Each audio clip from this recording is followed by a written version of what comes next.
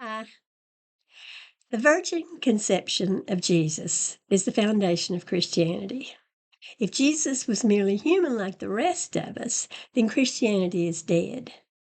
Both Matthew and Luke claim that Mary became pregnant as a virgin by the Holy Spirit, meaning the Spirit was the actual father of Jesus, or perhaps mother. This was, according to Matthew, in fulfillment of a prophecy. But was Matthew telling the truth? In Isaiah 7, we read that Judah was having difficulties. Syria, Ephraim, and the son of Remaliah took evil counsel against the people of Judah, planning to go up against them and vex them, and set up their own king in Judah. But Yahweh said it wouldn't stand nor come to pass. He declared that he would take care of it.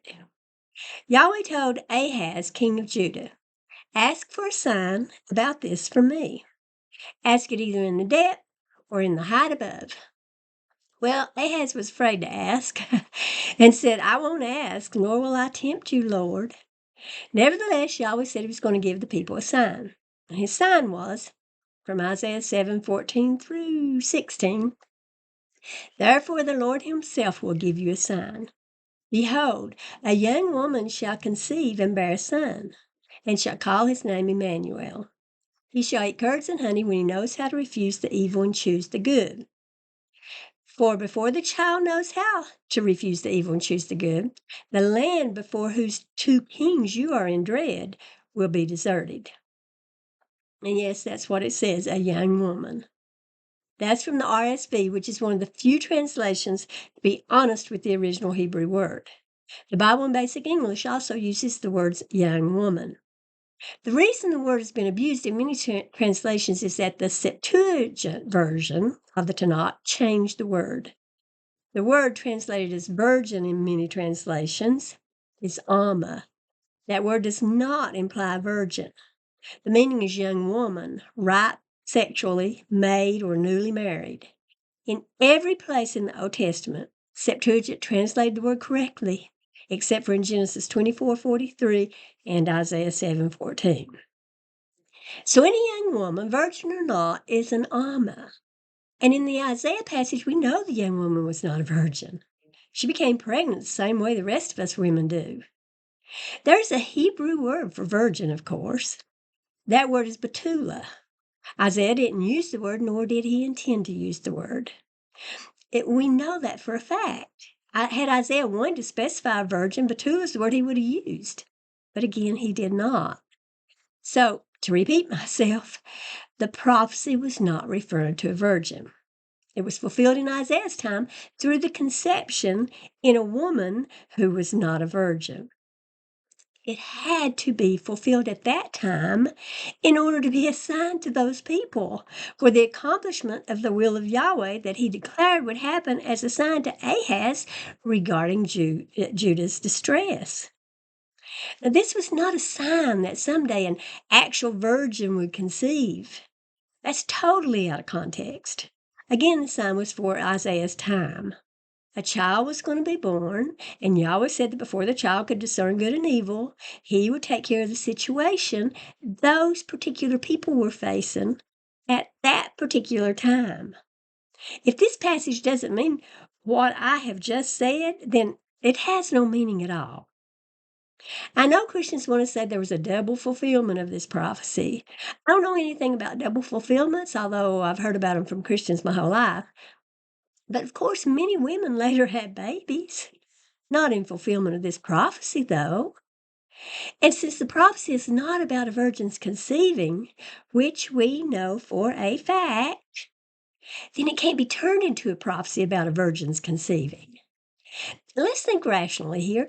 If a young dog has puppies, is that a prophecy that a virgin dog will someday have puppies? No, and it works the same way for human beings. The Septuagint corrupted the mention of this passage in the New Testament as well, by once again changing the word young woman to virgin. It used the Greek word for a virgin rather than the Greek word for young woman. The Greek word for virgin is parthenos, but the Greek word for young woman is neonis or kori, meaning damsel or maiden or young woman. Now, I said the Septuagint corrupted it, and somebody corrupted it in the New Testament. I don't know who, because we really don't even know who wrote most of the New Testament. Maybe any of it, I'm not sure. Anyway, another Greek word meaning young woman, damsel, or maid is padiski. The Septuagint could have used any of these three words in Greek, neonis, kori, or padiski, but chose not to do so, claiming falsely that Isaiah had prophesied about a virgin conception, which we know he did not do.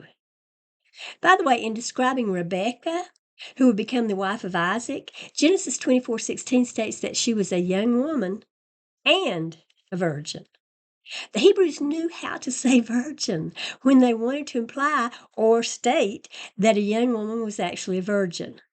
The young woman in Isaiah's prophecy was a young woman, not a virgin. Think about it. If the young woman in Isaiah had been a virgin, then we'd have two virgin conceptions in the Bible. Do you think that's the situation, Christians? No, you don't. You recognize that Isaiah was prophesying about a woman who was having sex and getting pregnant in the ordinary, everyday way, don't you? Isaiah does not prophesy that a virgin would conceive. For the fourth time, maybe fifth, we absolutely know that. It didn't happen. It wasn't supposed to happen. The prophecy wasn't about a miracle. It was about a time frame regarding when Yahweh would perform his vows to Ahaz. Now, one more thought on this. If indeed we were to believe that a virgin was going to give birth, shouldn't Yahweh have inspired Isaiah to say so? I mean, shouldn't he have made it clear that the young woman was to be a virgin? We really needed him to do that. And sure, a young woman could be a virgin. Lots of young women are virgins, but unless a virgin is specified, we have absolutely no reason to think or especially to declare that a passage refers to a virgin. And when the fulfillment happens to a non-virgin, well, then we know for a fact that the prophecy wasn't about a virgin, don't we? So, since there's no prophecy about a virgin birth, we can't simply make up one. The birth of Jesus, due to a virgin's conceiving, is not prophesied by Isaiah nor by anyone else in the Old Testament, and therefore the birth of Jesus was not a fulfillment of any such prophecy. Now, Mary claimed to be a virgin, saying she hadn't known a man, and Joseph was going to put her away, so he obviously hadn't had sex with her. I mean, according to the story anyway. Thus, if Christians want to claim that Mary was a virgin and conceived as such, they can go to the two passages I just mentioned. But they need to stop lying and saying that this so-called virgin conception was a fulfillment of a prophecy. No such prophecy exists. They can depend on the word of the pregnant girl, claiming never to have had sex, yet ended up pregnant if they think that's a wise thing to do. But the following is simply a lie. Matthew 1:22 and 23. Now all this was done that it might be fulfilled, which was spoken of the Lord by the prophet, saying, Behold, a virgin shall be with child, and shall bring forth a son. They shall call his name Emmanuel, which being interpreted is God with us. And this is a lie, as I said. And if there's one lie in the Bible, well, how many more might there be? Thank you all. Bye.